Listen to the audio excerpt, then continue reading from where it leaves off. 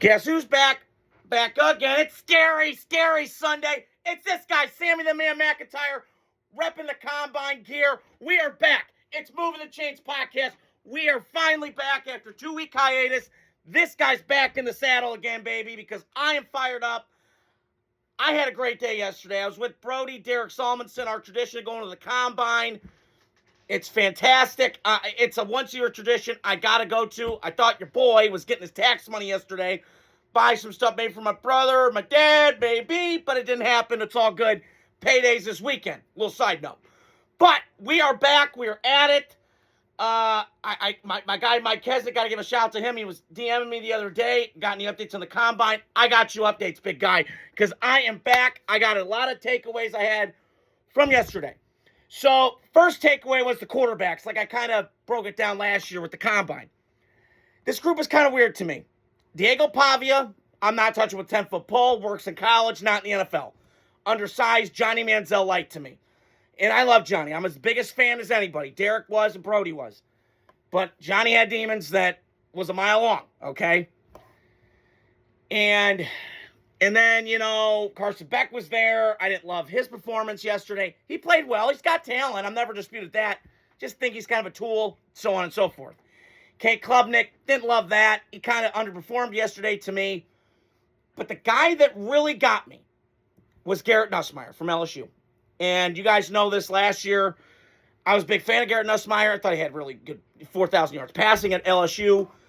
And then I thought he was going to take off this year, and it just didn't ever happen. And I could point to excuses. I kind of lump him in with the Ty Simpson camp, and I'll get to Ty Simpson in a second, which is they both had overcome a bunch of stuff. Now, Nussmeier, to me, had a nagging injury that kind of derailed him throughout the entire year. The oblique, he couldn't throw right, his mechanics. For anybody that's a quarterback coach out there, it was not right. And they had a turbulent season. Obviously, Brian Kelly getting fired. Then he had Lane Kiffin coming in the door. So it didn't really materialize the way I thought after that first game against Clemson. I'm like, is this guy, because this might be the first overall pick? Because I thought that too. But it never happened that way and didn't transpire. But he had a good day yesterday throwing the ball. Really good arm. His dad's an offensive coordinator. He's been around coaching a lot. So I could see him going maybe second, third round. That's my take. I don't think he's going first round at all. I just don't. If he had a better year, I think maybe he moves up to maybe early second round, maybe third.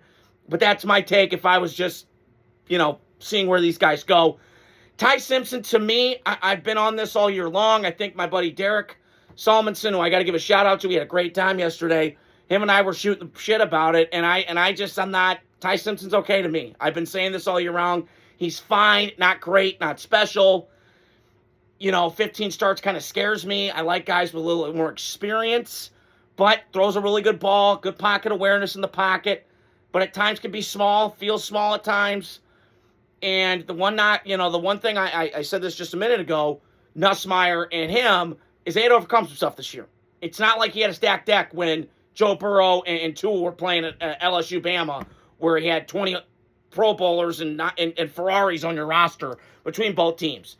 So that I don't think is the thing. So Ty Simpson did good yesterday, and I thought he played, did pretty well, threw the ball pretty well. But the guy that really alarmed me was Drew Aller. And you can all talk all you want, and I'm in the camp here. I thought going into last year, I thought this guy's got the tools to be top 5. Now, then I watch him, and it never really clicked the way I thought. Penn State had a lot of issues. They were trying to do different offensive schemes. One was trying to run a pro style. One was trying to run this. So there was a lot of discombobulation going on. But I will say this with Drew Aller, the raw tool, the talent, arm strength, it's all there. You just got to put this kid together. And you got to kind of make sure he's okay physically because he just went through the ankle, broken knee, I believe it is. If I'm not mistaken, I have to go back. But it's that sort of thing. So you got that going on. And then you have the other thing is how is he in the locker room? Because I've kind of heard some rumblings, not to know that I'm in the wrong here, but just didn't feel like I had a lot of juice. He just was a big, tall, strapping kid, kind of Flacco clone, kind of see it. So that was my takeaways from the quarterbacks. And then when I get to the running backs, put on a day. Jeremiah Love, holy moly, he had a day yesterday. 4.37. Dad was in the attendance, which is really cool. He's top 10 pick. If he's not, then I'm going to be drunk. I know running backs go dime a dozen. You can find them later. You don't get guys like this. Saquon comes around every once in a while. Christian McCaffrey. This kid, to me, reminds me of a little bit of Reggie Bush clone.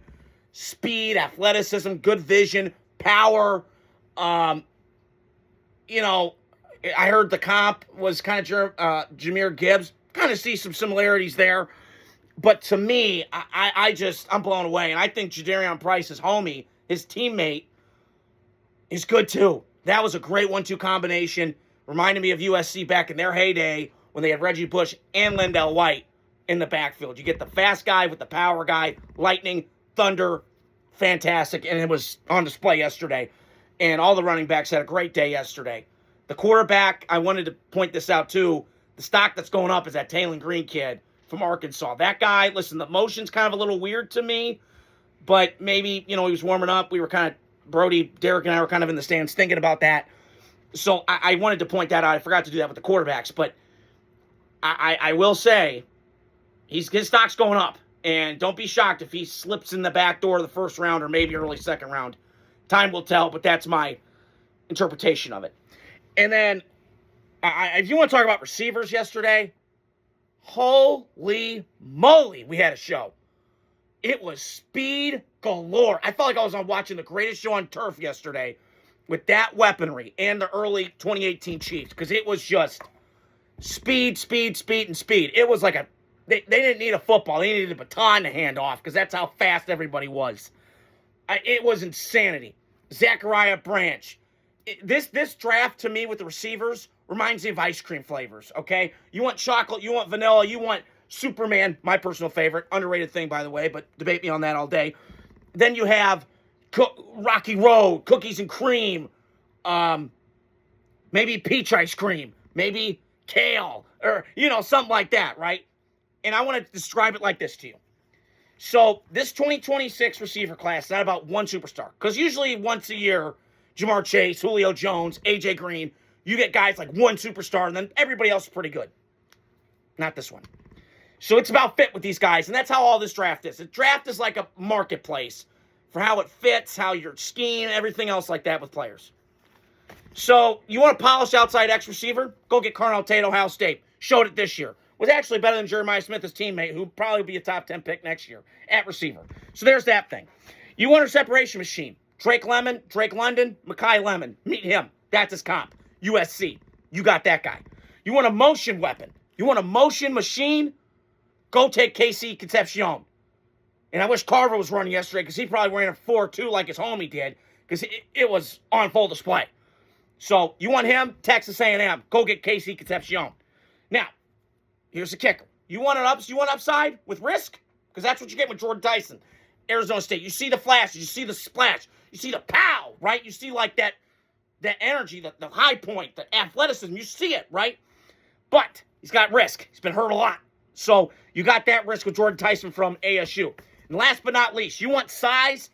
Holy moly. You look at Denzel Boston from University of Washington. You want size? You got it. That dude is towering. He reminds me of Malachi Fields from Notre Dame, who I was hearing some rumblings. His stock went down a little bit, but maybe he'll do better on his pro day. Time will tell. Who knows, okay? But that's my interpretation. And this draft is going to expose which teams actually want these wide receivers. Like what the archetypes are, right? Or the prototypes. Because you got all your different flavors of ice cream. Which one you're going to pick, you do not know. So that is all I got for you guys today. It was a quick one today. But just had to get back on here. Had to get my football fix back. It has been 2 weeks of boring. But the draft is coming up. We got a lot of free agency stuff coming up. So I'll put more content out as we get closer. But hope you guys are doing well. Scary, scary Sunday. This guy, Sammy, the man McIntyre, is back. Hope you guys are doing well. Happy Sunday. Adios. Godspeed.